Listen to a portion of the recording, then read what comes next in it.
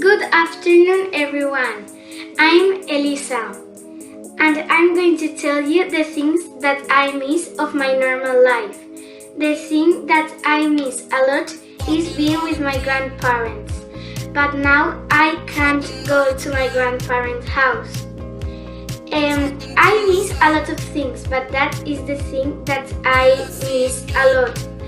And another thing that I miss is football with my friends. And I miss ballet.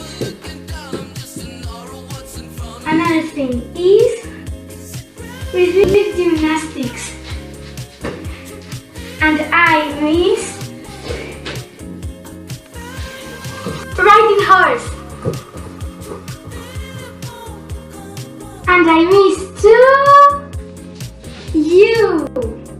I miss all of my friends and my teachers. However, we're doing a lot of video calls, but I want to touch you and hug you. Thank you for your attention. I miss you a lot. See you soon. Bye.